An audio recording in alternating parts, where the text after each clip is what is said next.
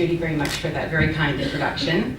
Thanks also for having me here to speak. It's been wonderful meeting so many of you. I feel like I'm in such a genuine, kind environment, so thank you all so much for having me.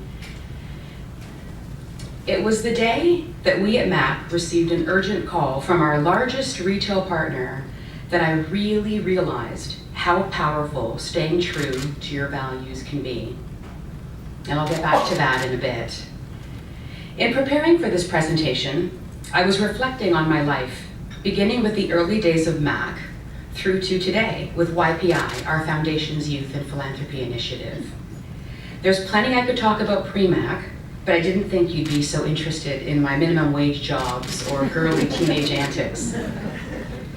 The people that I've worked alongside with at both MAC and YPI have, however, been in my life since those girly teenage years and are still alongside me today. My brother, his partner, and my then boyfriend, later husband, shaped my realization of the importance of being surrounded and supported by people who possess extremely solid values. From the early days at MAC through to its sale, and then into the creation of YPI, our commitment to those values was regularly both tested and forged.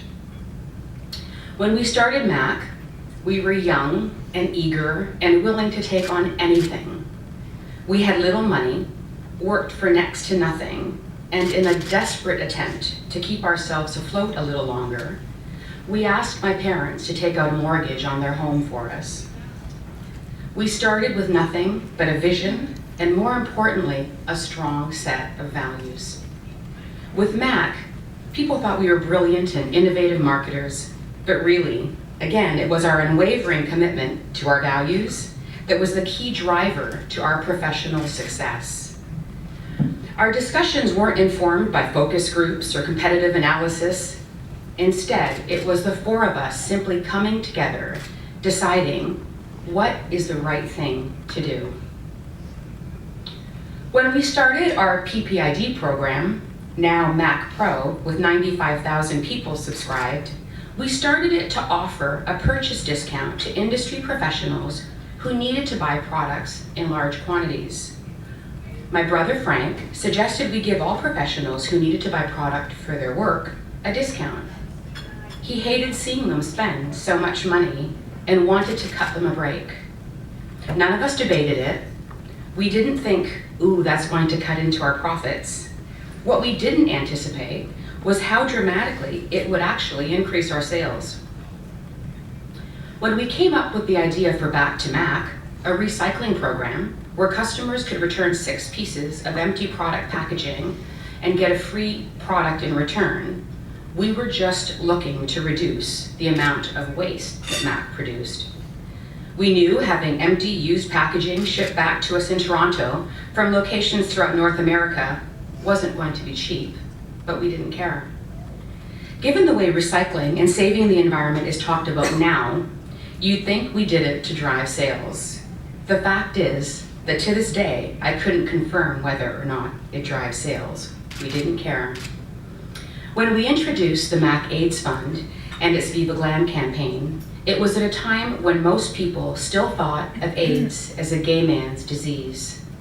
Our goals were simple but unshakable.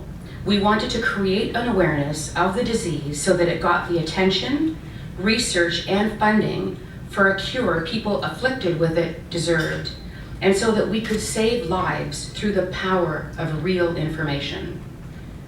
We wanted to educate the public about HIV/AIDS and eliminate the shadows in which people living with the disease were forced to hide. We wanted communities to be supportive and for people to be included, not excluded. At the time, many of our retailers couldn't understand why we'd want to give so much support to an issue they believed was exclusive to the gay community. And I'm sure the first Viva Glam campaign, fronted by the vivacious drag queen RuPaul, didn't help matters. Here was a large black man in full drag, sporting a leather corset, thigh-high red boots, and a gorgeous face full of MAC makeup, selling a lipstick in which 100% of the proceeds would go to support AIDS. At the time, it was shocking and probably quite alienating for many of our stakeholders. But in the years that followed, many people expressed to us that they thought supporting HIV/AIDS through the sale of a lipstick was a brilliant marketing ploy. People thought that because we were the cosmetic of choice for the artistic and creative community, that the support for the fight against AIDS was a brilliant play in reinforcing our position in the market. And in fact, it did this for us, yet at the time, it was a risky play.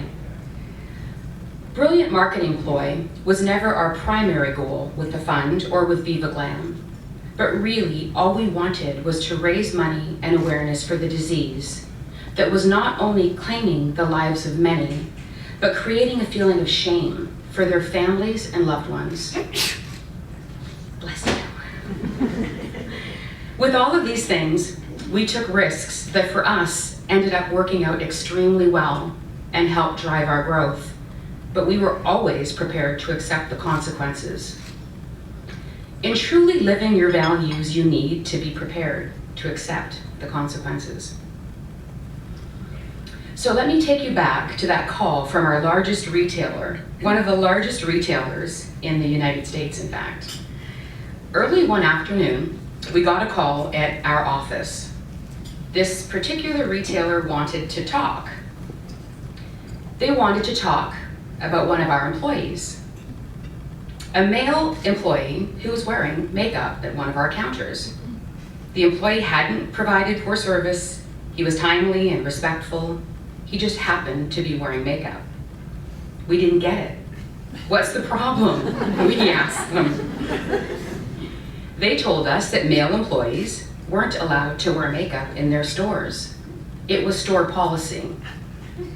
MAC was a product for all races, all sexes, all ages, and there was no way we were going to ask one of our male employees not to wear makeup. We respectfully suggested to our retail partner that they change their policy. They said they couldn't, at which point we told them we would pull our counter from their store. I have to add here, it was $1 million a year counter. But we said we would pull our counter from their store before we would compromise the importance of what we believed to be right. And we meant it. They understood immediately. And fortunately for all of us, they backed down. So whether it's supporting an unpopular cause, taking a financial hit in order to reduce packaging waste, or standing up for our employees, we were prepared to accept the consequences of living by our values. That authenticity was understood and people responded to it authentically. Katie Lang wanted to be part of our Viva Glam campaign for this very reason. Here was a celebrated and talented woman who didn't even wear makeup, but who so believed in MAC and all that we were doing that she felt compelled to get behind us. With every Viva Glam lipstick sold, 100% of the selling price went to support people affected and infected with HIV and AIDS. We didn't say 5% or a portion of, we were all in. That authenticity, that willingness to go big, I think that is why to date the MAC AIDS Fund continues to be so incredibly relevant, and why, with the support of customers around the world, the MAC AIDS Fund has raised over $330 million.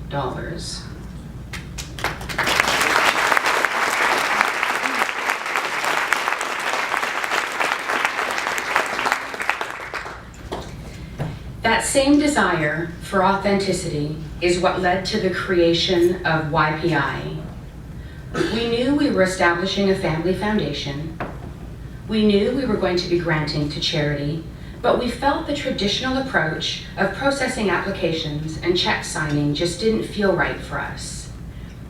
I knew we wouldn't be happy just sitting back in our office and signing checks to charities we knew little to nothing about. I knew there were so many small grassroots organizations out there doing great work at the local level, and I knew they could probably use our help. But how would we find out about them?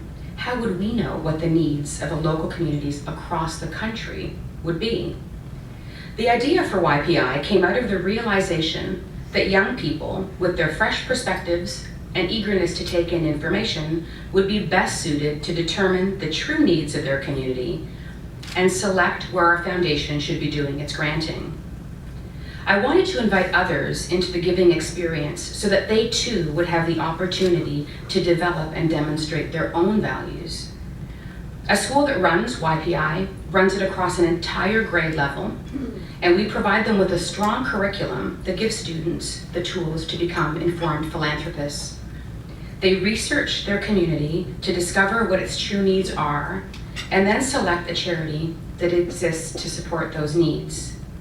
They present to their class on the charity they've selected and why it's deserving of a grant from our foundation. And the most compelling presenters go on to compete for a $5,000 grant for their chosen organization. Last year, YPI celebrated its 10th year. We have granted almost $10 million to local community-based organizations that we may have otherwise never heard of. 325,000 high school students have completed our entire curriculum throughout Canada, England, Scotland, and New York. YPI exists to grant funds to charities that need it, but along the way, it creates advocacy for organizations that might not be as well known as they could be. It engages a new generation with the issues affecting their local communities, and it allows young people to develop skills and use talents in ways that the standard curriculum doesn't allow for. YPI helps nurture the feelings of compassion inside each person who is a part of it. It helps redefine the way we look at the poor, the sick, and the underprivileged.